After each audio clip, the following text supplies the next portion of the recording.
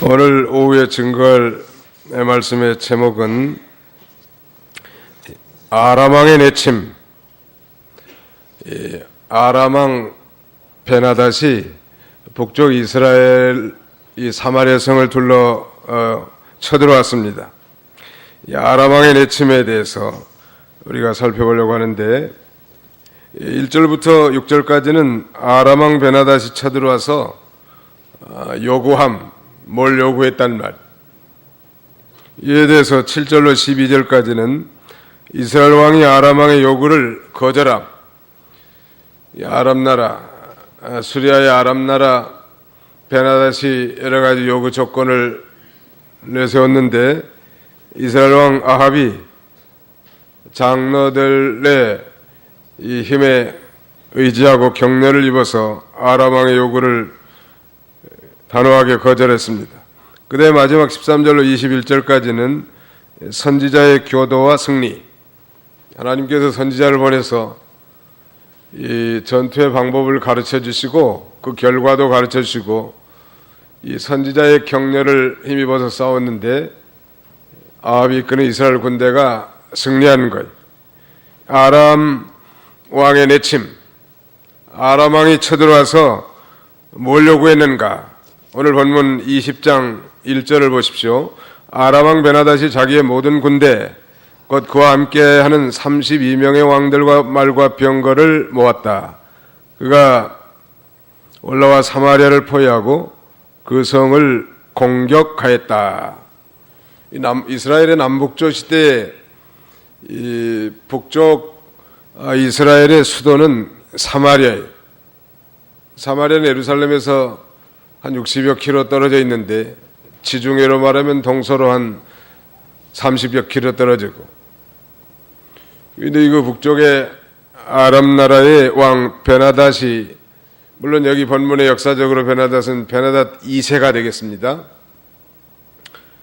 쳐들어와 가지고 행포를 부린다는 말.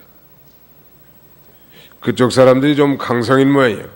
요새 소위 이 IS라고 하는 이슬람 국가가 시리아 북부와 그다음에 이라크 지역, 여기를 지금 둥지를 틀고 그 세력을 사정없이 확대해 내가는데, 서방에서도 지금 수를 쓸 수가 없다고. 원래 이 사람들이 좀 강성인 모양이에요. 시리아 사람들. 아랍 나라는 바로 이 시리아, 즉 수리아의 이 국가인데요. 수리아라는 지역인데, 이 베나닷이 자꾸 이 쳐들어온 거예요.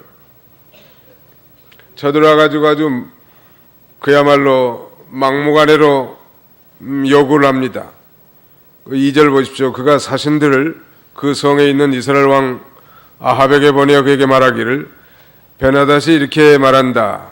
내 은과 금은 나의 것이고 내 귀한 아내들과 자식들도 나의 것이다 하니, 이스라엘 왕이 대답하여 말하기를, 내 주 왕이시여 왕의 말씀대로입니다. 저와 제게 속한 모든 것이 왕의 것입니다. 그야말로 이 강대국의 횡포, 이 칼만 안 든 순 도둑놈들 아니요? 내 은과 금은 내 것이고 네 귀한 아내들과 자식들도 내 것이다. 뿐만 아니라 거기에 대해서 겁을 잔뜩 먹은 아합 왕은 내 주 왕이시여 왕의 말씀대로입니다. 즉 은과 금은 다 당신의 것이고 당신의 우리의 귀한 아내들과 자식들도 다 당신의 것입니다.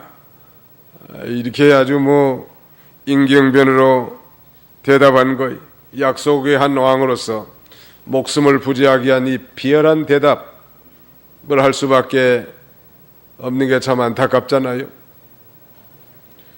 우리가 물론 영적 세계를 추구하는 하나님의 나라의 백성들이지만, 또 동일하게 우리는 이 세상의 시민으로서 한 국가의 병역 의무, 또 국방력에 대한 의무를 잘 감당해야 돼요.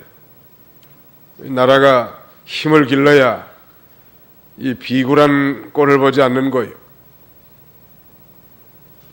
우리는 모두가 구원받은 성도들로서 천국 시민들이지만, 그러나 하나님이 각 나라의 거주의 경계를 정하시고 또 그 나라의 문화와 전통, 특징들을 통하여 평화로운 가운데 하나님을 섬기게 해놨단 말이에요. 이 나라를 잘 지키는 거 굉장히 중요한 거예요. 만약에 힘이 없다고 하면 어떻게 됐겠는가 한번 생각해 보십시오. 오늘 여기 아합 왕과 별 다를 바가 없단 말이에요. 그러니까 아람 왕의 첫 번째 요구는 뭐냐면 거기 3절에 그거예요. 내 은과 금은 나의 것이고 내 귀한 아내들과 책도 나의 것이다. 그러니까 이 약속의 왕으로서 겸사를 이렇게 하는 거예요. 겸손한 응기응변을 이렇게 대처했단 말. 그런데 2차 요구가 들어왔습니다. 5절에 사신들이 다시 돌아와 말하기를 베나다시 이렇게 말한다. 내가 전에 사신을 내게 보내어 내 은과 금과 내 아내들과 자식들을 내게 바치라고 말하였다. 그러므로 내일 이맘때 내가 내 신하들을 내게 보낼 것이니 그들이 내 집과 신하들의 집을 샅샅이 뒤쳐서 내 눈에 귀한 것은 모두 그 손으로 빼앗을 것이다. 라고 이렇게 두 번째 강력한 요구를 하는 거예요. 이거 이 마귀 역사도 마찬가지입니다. 이 인류에게 대한 이 마귀 역사도 점점 그 마귀에게 이 순응하는 자는 점점점 마귀의 손아귀에 깊이 빠지게 되는 거예요. 그래서 하나님을 의뢰하지 않고 사람을 두려워하는 사람, 이런 사람은 결국 약자가 될 수밖에 없단 말. 우리가 약한 자로 부름을 받았지만 그리스도 안에서 우리는 이 그리스도의 능력을 입은 이 강자로 살 수 있는 거예요. 사람을 두려워하면 올무에 걸리지만 여호와를 의지하면 안전하리라 그랬습니다. 자신의 국방력이나 환경을 쳐다보면 비굴하게 굴 수밖에 없지만 이스라엘은 하나님의 언약 백성의 국가란 말, 하나님이 함께 하신 줄 믿고 하나님이 기뻐하신 뜻대로 순종만 하면 얼마든지 아람 나라의 세력을 무찌를 수 있는데 이 비굴하게 굴복했는데 이 두 번째 요구에 대해서는 도저히 용납할 수 없단 말이에요. 이스라엘 왕의 처자들과 신하들의 집까지 다 수탐해가지고 빼앗아간다고 하니까 이것만큼은 양보할 수 없잖아요. 그래서 이제 나라의 지도자들, 모든 장로들 불러서 상의를 했습니다. 근데 장로들이 뭐라고 하는가? 8절 모든 장로들과 온 백성이 왕에게 말하기를 왕은 듣지도 마시고 동의하지도 마십시오 하였다. 왕이 베나다시 사신들에게 말하기를 너희는 내 주 왕께 왕이 처음에 요구한 모든 것은 내가 행하겠지만 이 일만은 내가 할 수 없습니다라고 전해라 하므로 사신들이 가서 그 말을 전했다. 이 사신들, 메신저, 왕의 소식을 전해주는 전령들이 있죠. 첫 번째 요구한 건 그래도 받아들이겠지만 두 번째 요구한 것은 결코 받아들일 수 없습니다 라고 이렇게 전하라는 거예요. 가서 전했습니다. 그 전한 결과 이 아람 왕 베나다시 아주 격분을 합니다. 거기 10절을 보실까요? 10절 같이 읽습니다. 시작. 베나다시 그에게 사신을 다시 보내어 말하기를 만일 사마리아의 티끌이 나를 따르는 모든 백성들의 빈손을 충분히 채우게 된다면 신들이 내게 벌 위에 벌을 내릴 것이다 하니. 이게 무슨 말인가? 베나다시 그에게 사신을 다시 보내서 만일 사마리아의 티끌이 나를 따르는 모든 백성들의 빈손을 충분히 채우게 된다면 신들이 내게 벌 위에 벌을 내릴 것이다. 이건 아람 나라의 군대의 수요가 엄청나게 많기 때문에 초토화된 사마리아 성의 모든 티끌들도 아람 군대의 군사들의 주먹조차도 채울 수 없다. 그런 말하자면 비꼬는 말이고 비알량하는 말이에요. 다른 의미는 아람군의 무차별한 살상과 공략으로 인해서 사마리아 성이 철저한 잿더미가 되게 될 것을 말하는 것입니다. 거기에 대해서 이제 장로들에게 격려를 힘입은 아합 왕이 이렇게 대답합니다. 11절 이스라엘 왕이 대답하여 말하기를 너희는 갑옷을 입는 자가 벗는 자처럼 자랑하지 못할 것이다 라고 전해라. 이게 무슨 말인가? 갑옷을 입는 자는 이제 전쟁을 하려고 준비하는 자 아니요? 갑옷을 벗는 자는 전쟁을 끝내고 이제 군대에서 승리한 자가 전쟁을 끝내고 전투복을 벗는 자를 가리킵니다. 그러므로 이 베나닷이 이미 전쟁에서 이긴 것처럼 교만하게 자랑하고 돌아가고 무시하는데, 한마디로 말하면 전투복을 벗어봐야 안다는 거예요. 독일 격언에 마지막에 웃는 자가 진정 웃는 자이다, 그런 말이 있는데, 어저께 저녁에 아시안컵 축구를 보신 분들 계실 텐데, 후반 막판 연장전에 한국이 동점골 넣어가지고 흥분들 하고 있었단 말이에요. 그래서 마치 대한민국이 이제 55년 만에 아시안컵을 쟁탈할 것처럼 좋아했었는데, 연장전에 패하지 않았습니까?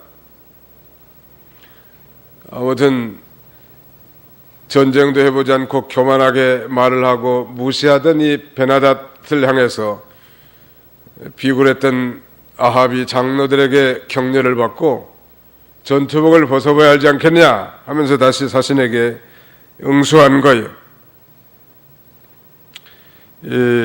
그런데 아합 왕은 뭐하고 있었는가? 12절 보세요. 베나닷이 막사에서 왕들과 함께 술을 마시고 있을 때에 이 말을 듣고 그의 부하들에게 명령하기를 공격 대열을 갖춰라 하니 그들이 성읍을 공격할 대열을 갖추었다. 베나닷이 전쟁터 막사에서 뭐하고 있었습니까? 술을 마시고 있었단 말. 또 한 군데 또 나오죠, 술 얘기가. 16절 여러분이 한번 읽어보세요. 16절 정오에 아합의 군대가 출정하였는데 그때 베나닷은 자기를 돕는 32명의 왕들과 함께 막사에서 술을 마시고 취해 있었다. 아주 이 기묘한 전쟁을 앞두고 이 군대 지휘관이란 사람이 술을 마시고 있었다는 것은 패전을 암시하는 중대한 이미지예요. 오늘 우리 그리스도인들도 언제나 전쟁 마당, 전장터에 있다는 사실을 잊지 않아야 합니다. 평안하고 좋다고 해서 우리가 이 허리띠를 풀어놓고 방심부주의하다가는 우리가 마귀의 술수에 넘어갈 수밖에 없단 말.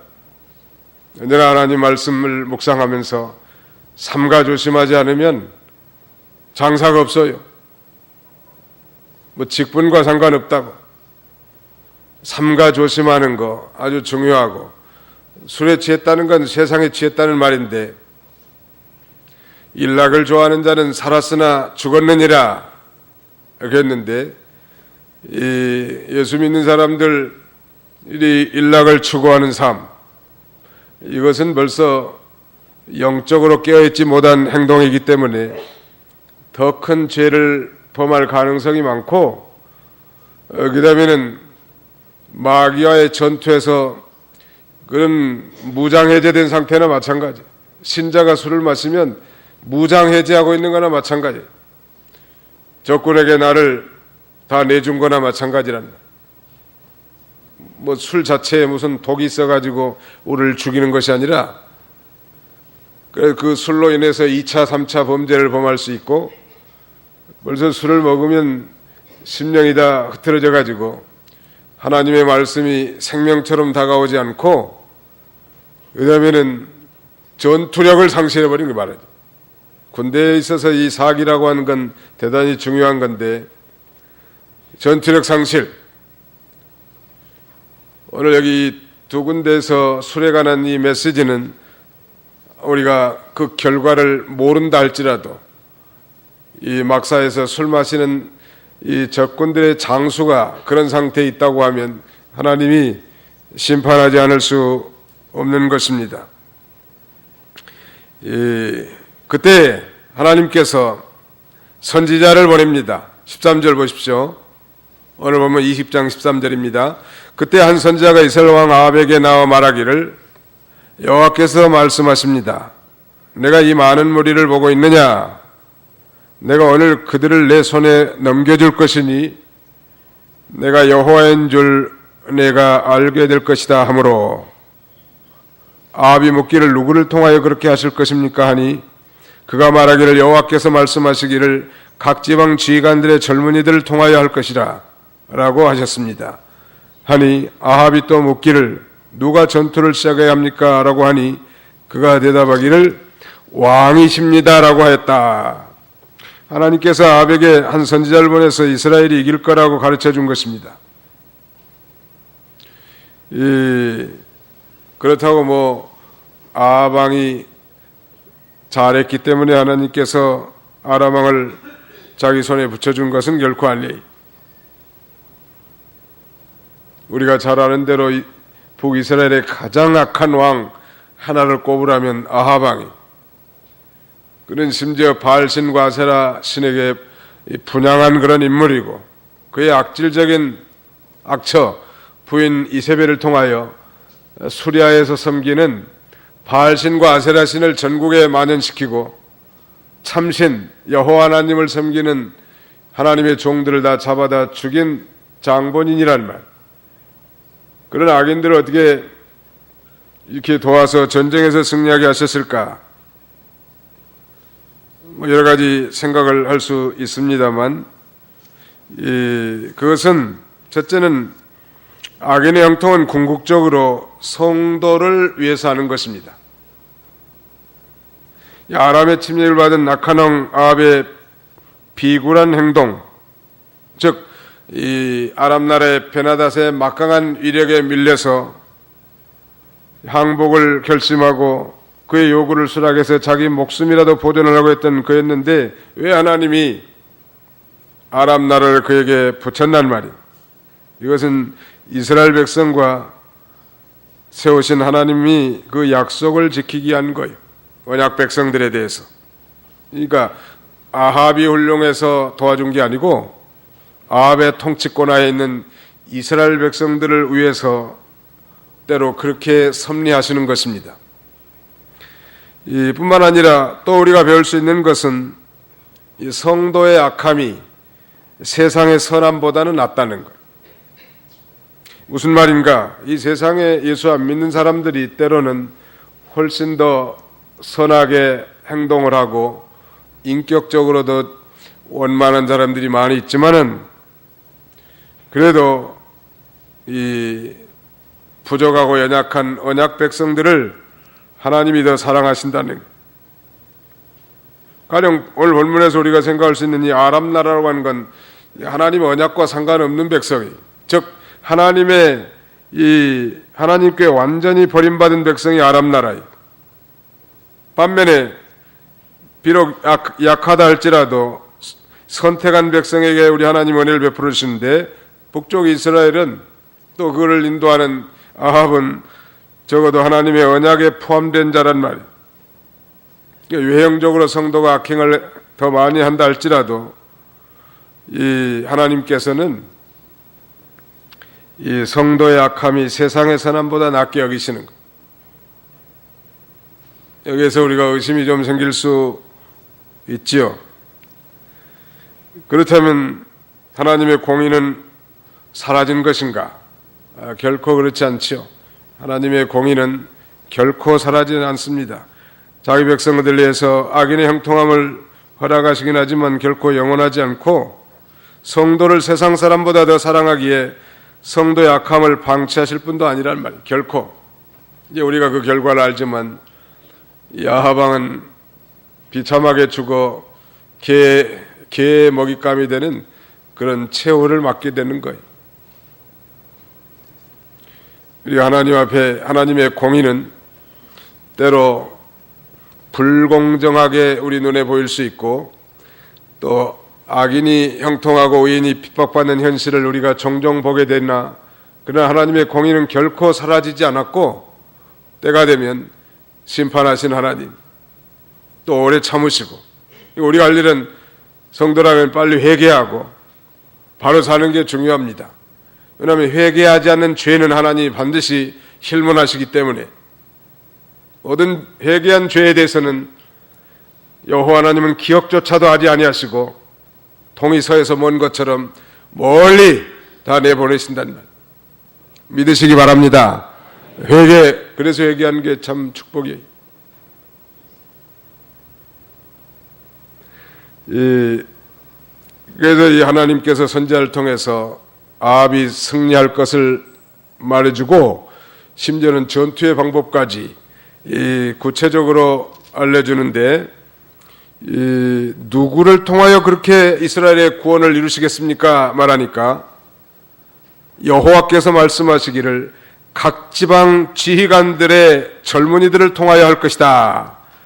그렇게 대답했습니다.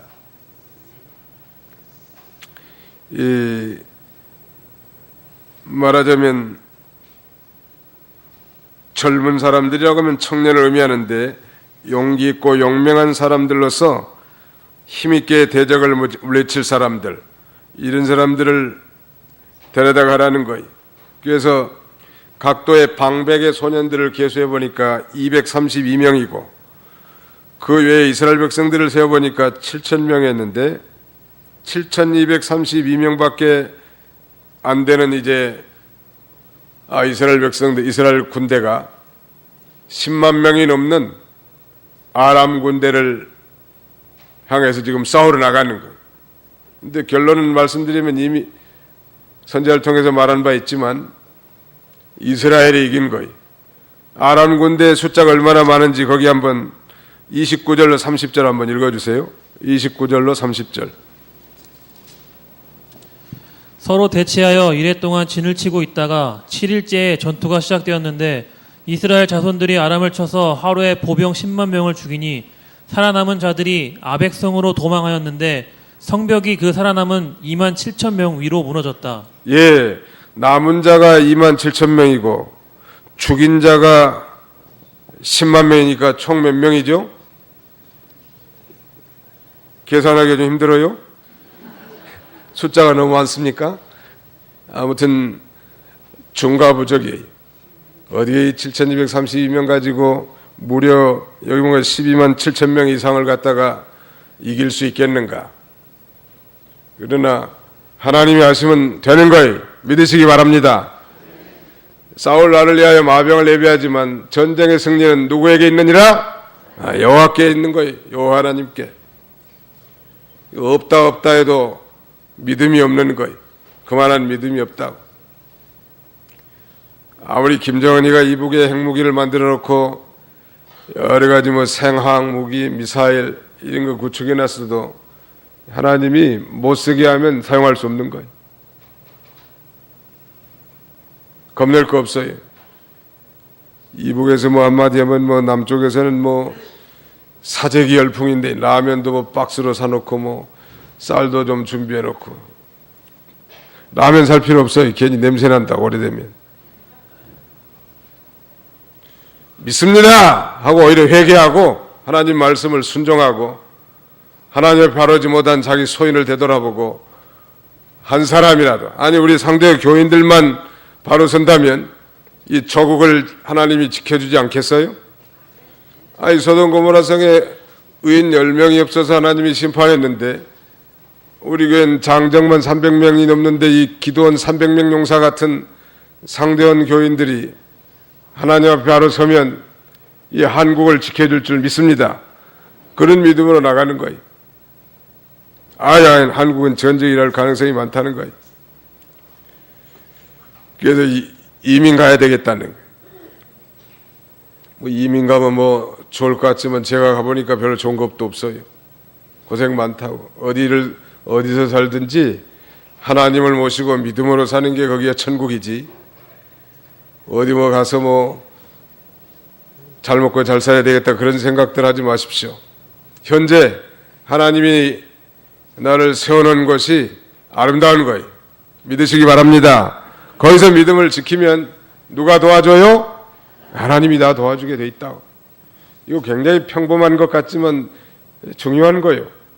근데 이 평범한 걸 믿지 않기 때문에 불신앙적인 행동을 하고 하나님을 거역하게 되는 것입니다.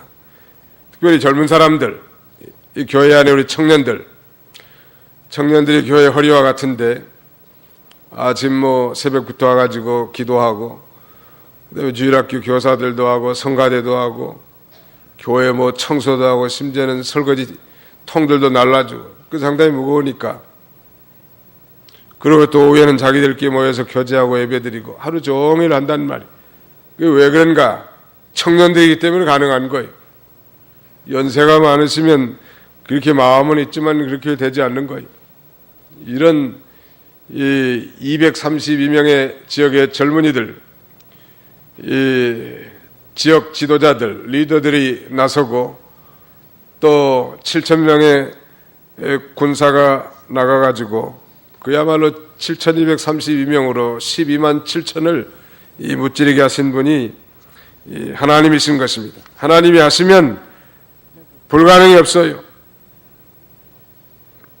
마귀 세력도 마찬가지.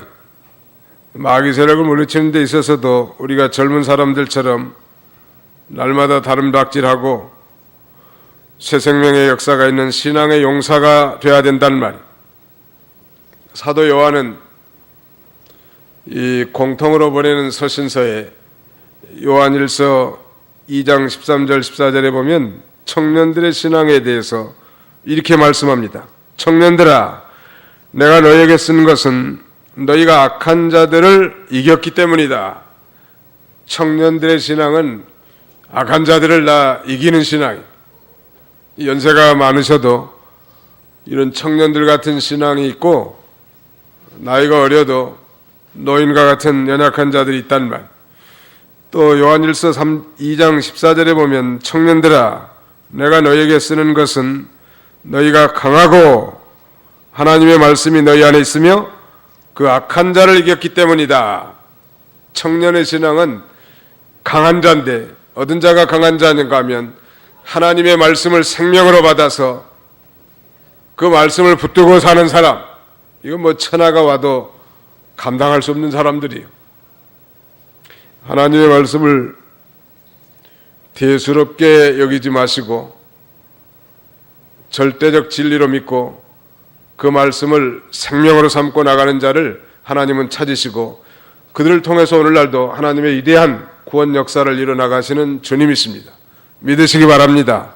오늘 7,232명 이런 자들이 나서니까 숫자가 중요한 거 아니잖아요. 기도원 300명 용사도 선발된 자들이니 숫자가 많으면 숫자로 이겼다고 할 거니까 전쟁의 승패는 하나님께 있는 줄 알고 우리가 하나님을 의지하고 나갈 때 담대하게 이겨나갈 수 있는 거예요. 다윗의 신앙. 다윗이 골리앗 앞에 섰을 때 그런 신앙 고백을 하지 않습니까? 골리앗을 향해서 너는 칼과 단창으로 나오지만 나는 내가 섬기는 만군의 여호와 이름으로 나가노라 하고 가면서 이 물맷돌을 던졌더니 그 물맷돌이 골리앗의 이마에 정통에 맞아가지고 그 자리에서 쓰러지게 하는 거예요. 만군의 여호와 이름을 의지하고 나가는 자, 하나님이 승리케 하는 것입니다. 언제나 이 생명을 돌보지 않고 하나님의 능력을 힘입어서 앞장서 나가는 신앙의 젊은이들, 용사들에게 하나님이 함께해 주시고 승리하게 하시는 하나님이신 것입니다. 승리의 비결은 하나님의 능력을 힘입는 거예요. 우리가 날마다 그래서 기도하고 말씀에 청렴하는 건 대단히 중요한 거예요. 내가 주께 범죄치 아니하리 하여 주의 말씀을 내 마음에 두었나이다. 청년이 어떻게 그 행실을 깨끗하게 할 수 있겠습니까? 주의 말씀을 따라 삼갈 것입니다. 하나님의 말씀을 똑같이 설교를 들어도 그것을 금덩어리처럼 귀중하게 여기고 마음에 새기고 그대로 사는 사람이 있고, 그저 한번 은혜 받았다 떠내려버린 사람들이 있단 말이에요. 우리가 새해 첫 주에 배운 대로 그야말로 복 있는 사람은 여호와 율법 이것을 날마다 즐거워하고 취하로 묵상하는 사람, 이런 사람들이 복 있는 사람이라고 한 이유는 그거예요. 지난번에 제가 한번 말씀드렸습니다만 세계적인 전도자 D.L. 무디 목사님도 목회 초기에는 자기 자신을 한탄할 만큼 범죄한 모양. 그래서 스스로 생각이 나는 정말 하나님 앞에 버림받은 성직자인가? 내가 왜 이렇게 거룩한 하나님의 일을 맡은 하나님의 종인데도 불구하고 이런 부패성이나 죄 많은 삶을 사는가? 거기에 대해서 탄식하면서 괴로워했는데 언제부턴가 이제 하나님의 말씀을 성실하게 읽고 정독하면서 그 말씀을 생명으로 붙드니까 자기도 모르게 모든 부패성들이 다 떨어져 나가고 거룩한 하나님의 종으로, 능력의 종으로, 세계적인 전도자로 이렇게 쓰임받았노라고 고백한 걸 보면 목사든 장로님들이든 그 누구도 황후 장사가 없어요. 날마다 하나님의 말씀을 묵상하고 그 말씀을 생명으로 삼고 나갈 때 우리의 모든 삶의 전투에서 우리의 수많은 대적들을 다 이기고 넉넉하게 승리해 나갈 수 있는 것입니다. 이제 말씀을 맺고자 합니다. 아람 나라 왕의 내침을 통해서 오늘 본문을 통해서 두 가지 대조적인 사실을 발견할 수 있는 것은 이스라엘을 멸망으로 인도하는 그 아합 왕의 우매함 속에서도 우리 하나님께서는 변함없이 이 언약 백성에 대해서 신실한 그 자기 백성을 향한 사랑과 보호하심을 잃지 않았다는 사실을 우리가 통찰할 수 있는 것입니다. 자기 백성을 향한 끊임없는 인자와 사랑을 가지고 우리를 대하시는 거예요. 심지어 아합 같은 사람들도 우리 하나님은 회개하기를 기다렸을 거예요. 오래 참고 회개하고 모든 우상을 다 버리고 하나님의 신실한 하나님의 언약 백성으로서 또 이스라엘의 주권자로서 이스라엘 백성들 하나님께 인도하는 참된 왕으로 살기를 하나님은 원하셨을 거라. 그러나 언약 백성으로 신실하게 살지 못하고 배도하고 우상을 숭배하고 그렇게 나간 아합 왕이 일시적인 이런 하나님의 형통함의 축복을 얻긴 했지만 그의 결국은 다시 말씀드리면 하나님의 공의는 결코 변함이 없이 그의 회개치 않는 죄에 대해서 여지없이 다 심판하셨다는 사실. 우리 하나님은 공의의 하나님과 동시에 자기 백성들 향한 언약에 신실하신 하나님, 그래서 끊임없는 언약 백성을 향하신 사랑과 보호하심으로 우리 함께 하신 하나님, 이런 하나님을 신뢰하고 우리가 한 주간 동안도 승리하는 저와 여러분들이 다 되시기를 주님의 이름으로 축원합니다. 기도합니다.